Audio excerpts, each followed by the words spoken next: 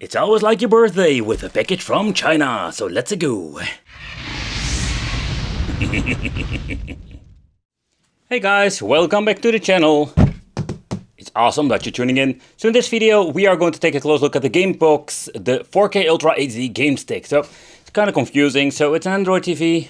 It's also a Gamebox or Game Stick. Like, what the hell is it? Is it an Android box, is it a Game Stick, or a Gamebox? So this is like the most confusing things of these boxes. It doesn't make no freaking sense. Yeah, so for the people wondering, there is already like a review out there that I did a similar product, or is it the same? That is what we're going to talk about later on in a different video. So basically we have reviewed all kinds of Android boxes, but I was really curious about this one too. So yeah, it's just your typical like plastic fantastic game box. It looks kind of cool with the gold, but in the end what you're going to get is maybe something pretty damn crappy. So this thing comes with a 64 gigabyte card, and there's this e-Century or something like that. Nevertheless, what you're going to get is always the question, because power is what we're going to need for playing a lot of retro stuff. But what are we going to get inside the box? Yeah, so that is a different question. Unfortunate, we're going to get ourselves again freaking PlayStation 2 controllers, or the fake ones. This is not like the worst quality. We do get this nice, let's say, joystick with a rubber top. And you don't have like every single time the same controller. Sometimes you do get, like with some of these game boxes, the pretty damn awful ones. And the other thing I've noticed, like with these D-pads, we do get like different tension or different pressure underneath. When you touch the buttons like this, you can feel how good the pressure is. Especially when you play some shmups or some fighting games. The touch itself, it feels kind of cheap, but it's not like really bad. And of course they work on a 2 times AAA batteries, but I'm not going to get them open. Nope, not going to get it. See, that's another thing I'm having with these freaking compartments. You will hurt your freaking finger. Nevertheless, so that's what we're going to get. Power supply. And the power supply is like the cheap ones that we're going to get most of the time. And very horrible, let's say, basic Android box could. Yeah, this is awful. Yeah, the remote's absolutely awful. And it's the basic HDMI cable. Alright, so let's take a close look at the box, and I'm going to be very curious about what are we going to get with the performance. Okay, so let's take a close look at the box itself. It's made very cheaply, and I was quite disappointed holding it in my hands. At the right, we're going to get 2 USB ports. We do have like the TF card. Then having like, the SD card. I don't always call it TF, but there's micro SD. Then we have like the LAN function, AV out, SPIF, HDMI, and the input for the power supply. Let's get myself a Pi 2 and let's open this bad boy up, because I just wanted to see what is in the inside. So because that's basically how you need to open it up. That's it, like it's super easy peasy, lemon squeezy, and only like a couple of screws hold this thing together. Over here we do get a sticker, says over here 905, so I am guessing this is the 905. And this is not your typical X3. And what I mean with the X3, for the people who don't know, like it's more like the more powerful version of the S905 series, and it has like a lot of stuff that we can play with it. Unfortunate, if you have like a cheaper box, a cheaper chip, that sounds kind of funny, cheaper chip, you're going to get not a great performance. Okay, let's remove the micro SD card before I'm going to ruin it. And let's rip this thing out. Oh man, like it's kept in hold in place by a couple of these. Getting that out is like the big question. How do I do this without destroying the freaking thing? There he is. Okay, so when it comes to the cooling, it's absolutely garbage. Like, there is not even like a cooling element on it, nothing at all. But I wonder, like, is this thing made brand new? It looks like this is like old technology, especially when you're looking at the Wi-Fi antenna. This is something I haven't seen before. I think I haven't seen it before when it comes like the newer models anymore. So yeah, so what it did is like having this gigantic thermal paste pad on it that connects to the plastic. Yeah, plastic will not cool down the chip. You know, like when it comes to this piece of crap, like these weird looking Android boxes sometimes, they mess it up big time. Let's see if we can remove it. Nope, absolutely no way to remove it. Very good, that doesn't even matter, you know, like... Oh boy. Come on. Alright, so let's clean it up. And let's see what we're going to get underneath, if we can even see it. Because there's so much scrap on this. it's not even funny anymore. But I need to figure out if I'm having like something like a passive cooling block in my storage that I can put on here, because I'm not going to boot it up as is. Alright, so I've cleaned it up, or so far I can do it. And there's still a little bit of a sticky up that I also need to remove, but I think it's very hard to read. But this is the S905L model. A little bit of a bummer because it's a very old chipset. Funny thing is also, when you're looking over here to the specification, you can see this board has been made in 2016. Alright, let's pimp it. Okay, so these cooling blocks are basically for a Raspberry Pi. But I'm thinking, you know, better to slap a tiny cooling block on it than nothing. Like, everything is better than nothing. So what we're going to do is use this copper one on the main chip. And later on I can also open it up and basically like improve and get a better chip. But for now, it's better than nothing. I had this very nice copper one. So, there we go. So that is number one over here. And even have these flat ones that we can use. I think I will use the blue ones for over here. Need to be very careful because the main problem is I cannot use everything on here because of the space between here, the main board and the plastic.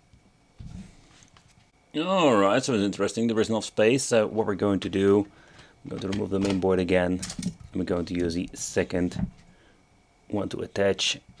And yeah, it's absolutely overkill, but these things laying around. So you know what? Let's do crazy and let's add these things to it. Unfortunately, there's also no way of basically like getting better cooling on it, because there's no way of getting some fresh air in. That's the other thing with these freaking Android box, but I had this thing laying around and it's just fun to do. So everything is better than nothing. Let's put it that way. Already mentioned before. Alright. Let's click it back together.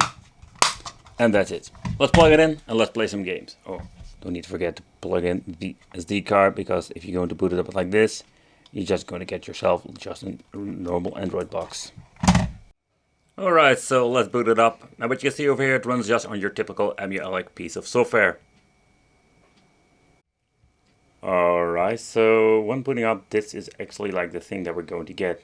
Quite interesting, if you ask me. And I must say, like, this is the first time actually I'm seeing this layout.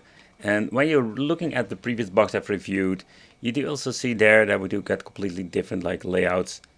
So we do have PlayStation Portable, PlayStation 1, your typical stuff that you have like for it comes to the sport, arcade, MAME. But take consideration, even they add PlayStation Portable to this. The main problem I'm having always with this is that there's like an S905 chip, an older one. So up to PlayStation 1 it will run okay, but above that you will have some issues. Out of the box everything is not in English. That's a little bit of a bummer. Another thing I also noticed when you're looking at the version, what we're going to get over here is the EMUALEC AS version 5. So it's quite interesting, let's say weird version of it. And I think this is not your typical EMUALEC you can find on the internet if you go and download for free, because that's basically what you can do. Okay, so let's go back to the main menu and let's see if we can change it to a different language. I think this is the language that we need to change out. You can see like it supports a lot of languages. Pretty interesting.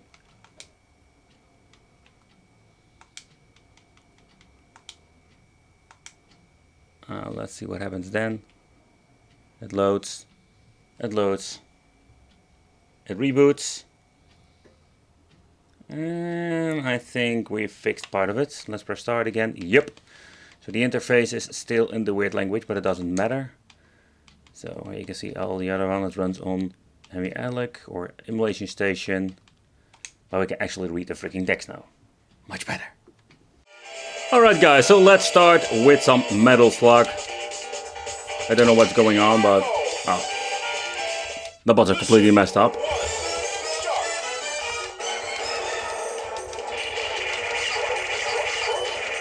Alright, so if you want to play some old school games, these bugs are like more than powerful enough.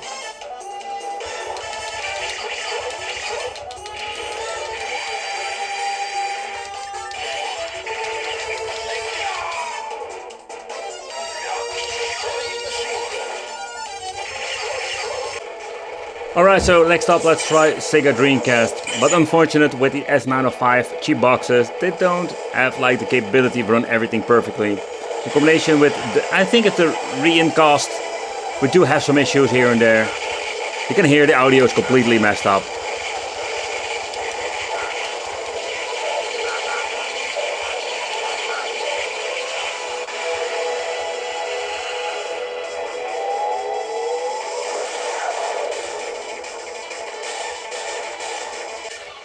Alright, so next up, basically these boxes are like capable of running up to PlayStation 1. PlayStation 1 will run an original resolution, so if you have more power you could even like upscale it on these boxes, but that is something that is not recommended, especially when it comes to the basic S905 models. But you can play the games pretty damn good.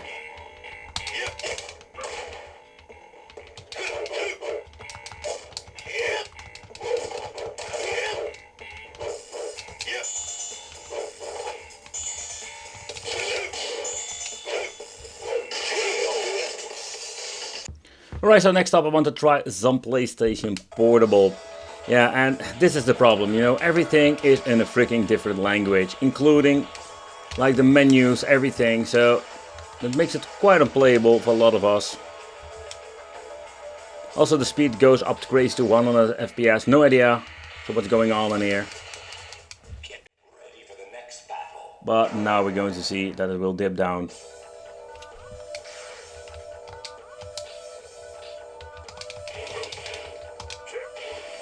The PlayStation Portable with some games will be playable on this, but these chips are not powerful enough. We have seen it many times before, especially with the first Super Console X batches.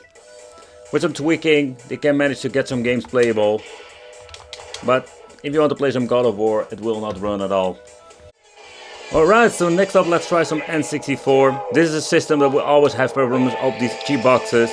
But with the right configuration, some games are playable. And out of the box, it seems to be F-Zero X seems to be working okay.